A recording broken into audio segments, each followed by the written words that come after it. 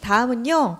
이지호 포스텍 생명공학과 교수님께서 방사광 가속기 기술 발전과 신약 개발을 발표해 주시겠습니다. 이지호 교수님 단상위로 올라와 주시길 부탁드립니다. 이지호 교수님 소개를 잠깐 해드릴게요. 카이스트를 거쳐서 지난 2018년부터 포스텍 교수로 재직하고 있으신데요. 아울러 현재 한국구조생물학회 회장 그리고 세포막 단백질 연구소 소장을 겸임하시는 등 학교 밖에서도 다양하게 활동하고 있으십니다. 네, 감사합니다. 제가 오늘 말씀드릴 내용은 방사광 가속기에 대한 내용이고요.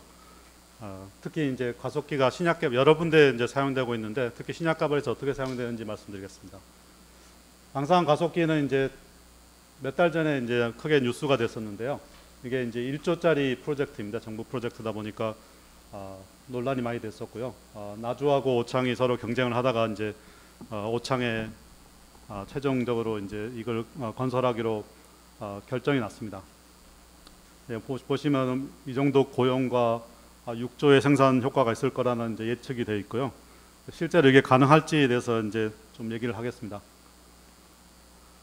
우리나라에 사실은 방사광 가속기가 처음이 아니고요. 방사광 가속기는 포항에 여기 사진에 나온 게 3세대 가속기고요.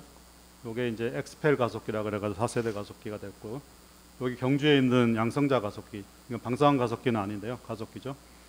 대전에 지금 짓고 있는 게 중형 가속기란 게 있고, 기장과 연세대에 또 짓고 있는 게 중입자 가속기란 게 있습니다. 이건 중입자 가속기는 연구용이 아니고 이제 치료용이고요, 암 치료용으로 만드는 가속기가 되겠습니다. 여기에 이제 다목적 가속기로 오창에 새로 지어지는 가속기는 이 포항에 있는 방사광 가속기의 이제 업그레이드 버전이라고 보시면 되겠습니다. 방사광 가속기는 이제 사실 우리나라만 있는 게 아니고 전 세계 한 80개쯤, 지금은 더 늘어났을 것 같은데 한 80개쯤 됩니다. 요것들이 이제 신약 개발과 뭐 신물질 개발, 뭐 촉매 개발, 뭐 다양하게 사용되고 있고요. 오늘 이제 말씀드릴 건 신약 관련된 내용인데요. 이게 작년에 이제 범부처 신약 개발 사업을 기획을 이제 하면서 나왔던 자료인데요.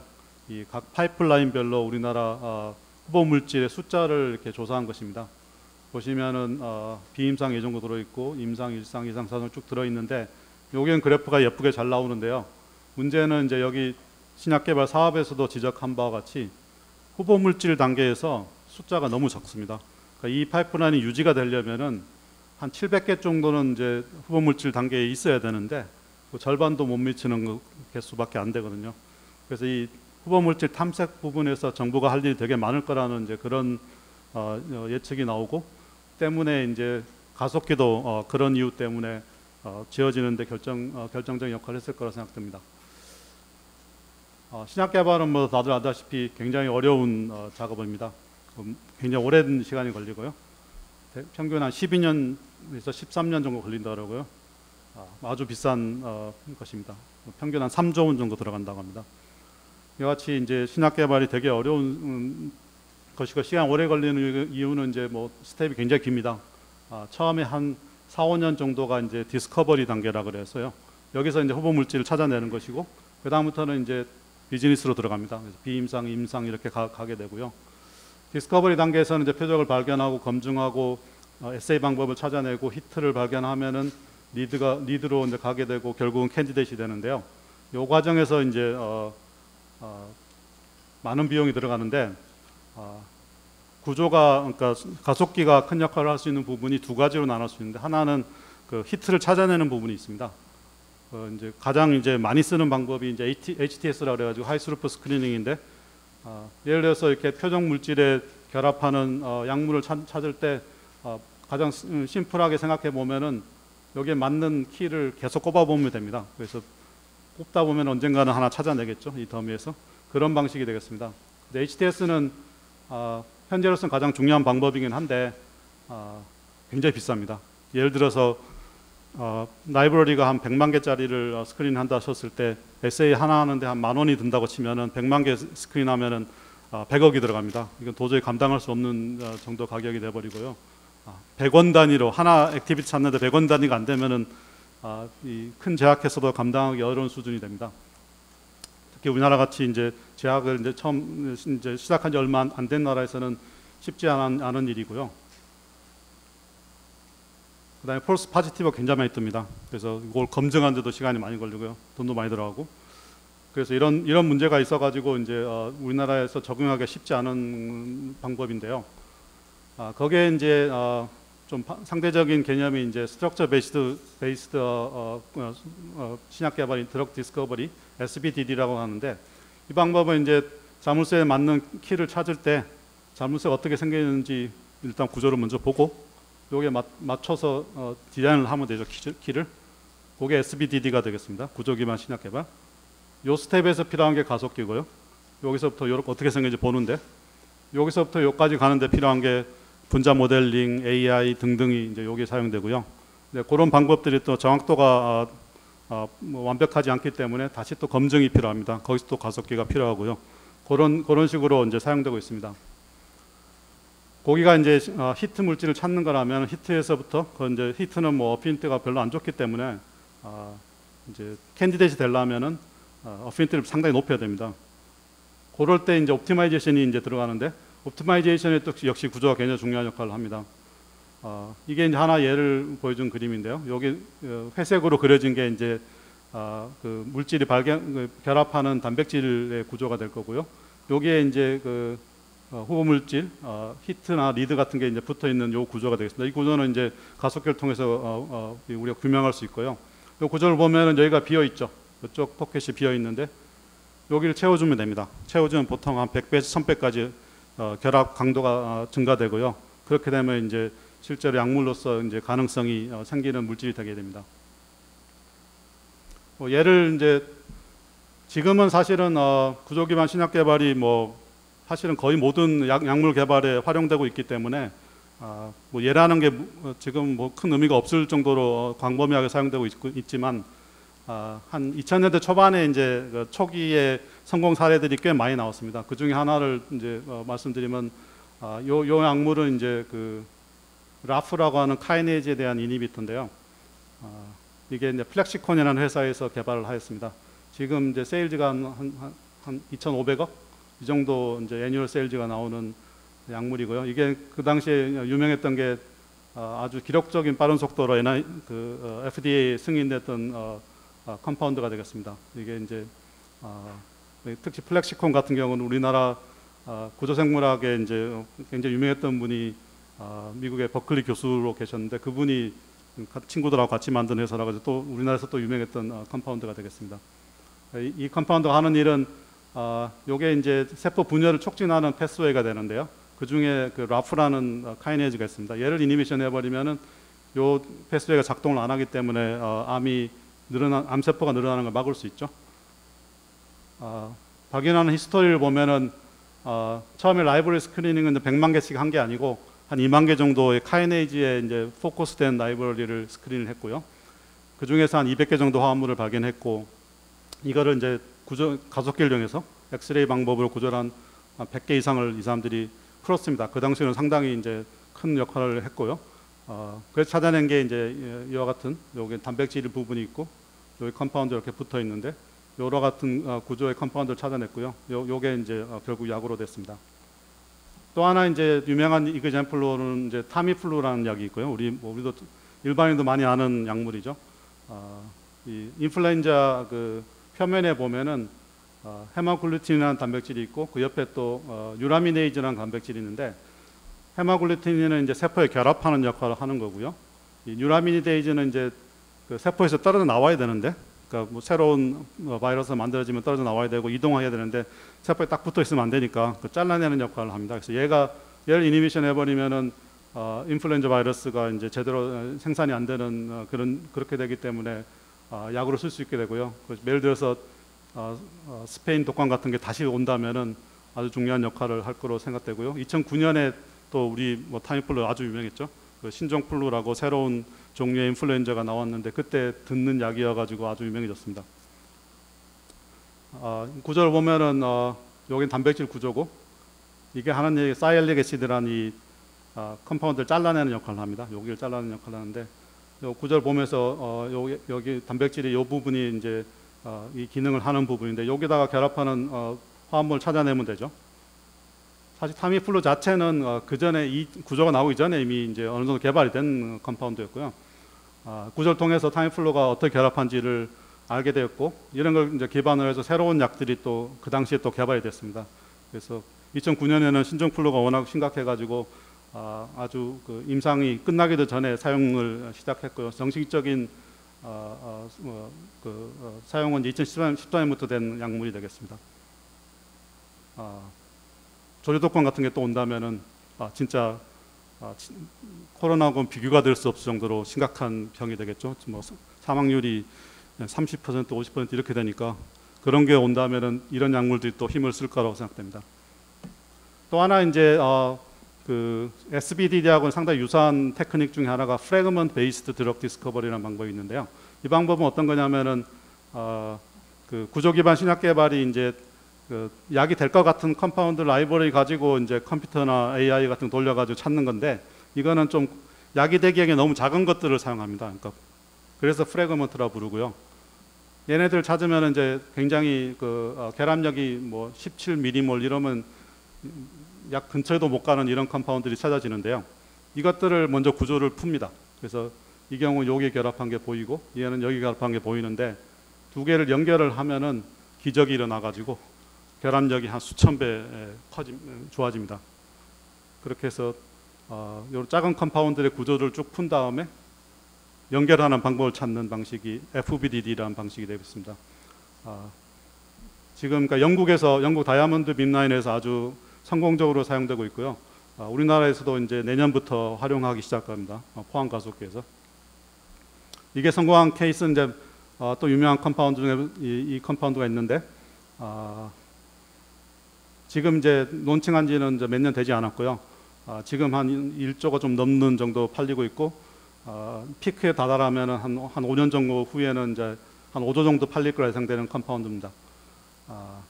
BCL2라고 하는 단백질에 결합하는 약이 되고요. BCL2가 하는 일이 암세포가 이제 정상적인 경우는 죽어야 되는데 안 죽도록 하는 단백질입니다. 그래서 얘를 막아버리면은 암세포가 죽을 거기 때문에 암의 치료제가 됩니다.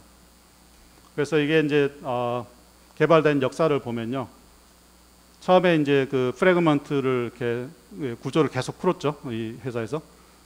그래서 이쪽 부분의 구조를 풀고 이쪽 부분의 구조를 풉니다. 이 단백질에 붙어 있는 BCL2에 붙어 있는 구조를 풀게 되면은 이 각각을 보면은 뭐 어피니티가 이것도 미리몰 단위입니다. 그래서 이건 뭐 후보 물질도 아닌 그런 물질이 나오는데요. 마찬가지로 이 구조를 보고 나서 요게를 두 개를 연결을 합니다. 이거는 뭐 AI를 쓸 수도 있고 전통적인 분자 모델링을 쓸 수도 있는데요. 찾아내서 여기를 연결을 해주면은 다시 또 기적이 일어나가지고 나노몰 때 아주 강하게 결합하는 컴파운드가 나오게 되고요. 이것들을 이제 뭐 이제 전통적인 방식으로 옵티마이제이션 해가지고 알부민 같은데 못 붙도록 하고 파마코키네틱스 좋게 만들고 어피니티 좀 좋게 만들고 해가지고 나온 컴파운드가 되겠습니다. 베네토클락스라고.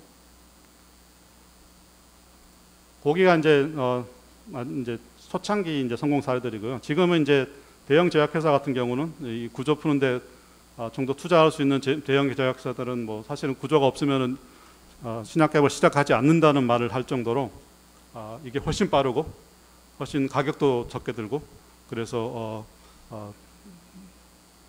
표준적인 방법으로 자리를 이미 잡았다고 생각됩니다. 근데 우리나라에서는 아직 이게 잘 활용되지 않는 그런 문제가 지금 있고요. 그런 이제 그 문제를 해결해야 되는데 이제 중요한 것은 이제 여기 구조를 푸는 단계죠.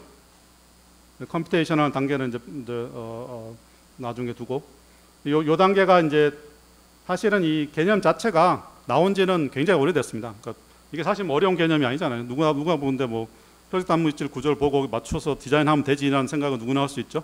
그래서 제가 박사학위 공부할 때 한 30년 전에 이미 개념 자체가 나와 있었어요.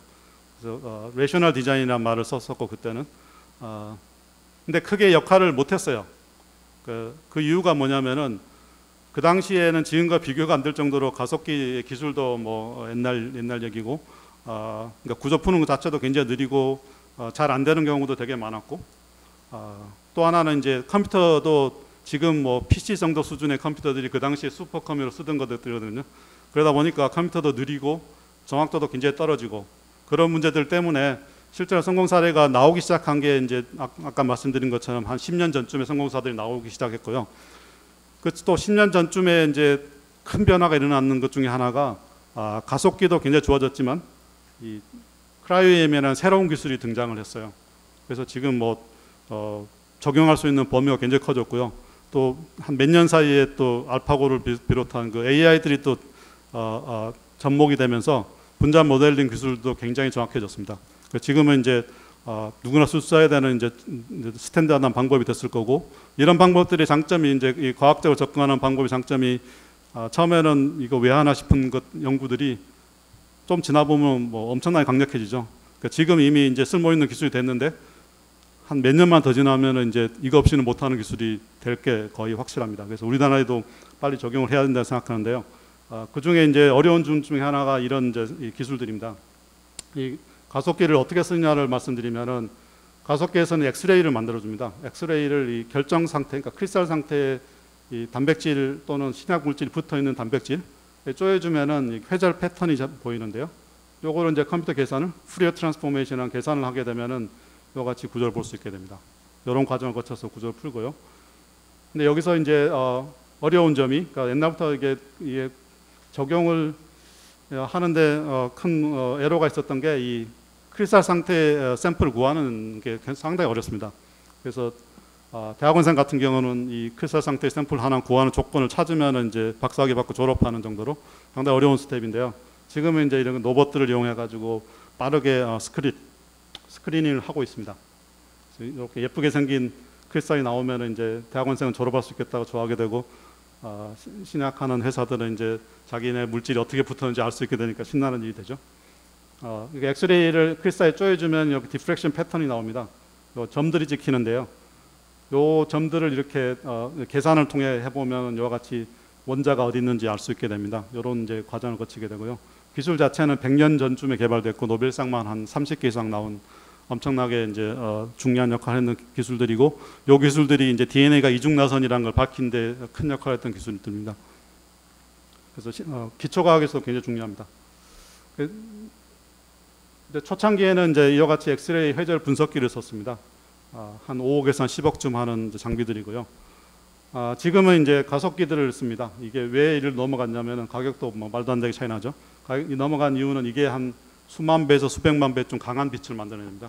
그러니까 그 전에 이제 보여드렸던 그 크리스탈 상태의 샘플을 만들어야 되는데 그 크리스탈이 조그만 것들밖에 안 나올 때가 있거든요. 그러면은 작은 거 가지고는 요거 가지고는 못합니다. 빛이 강해야 되거든요. 그러다 보니까 이 가속기라는 걸 쓰게 되고요.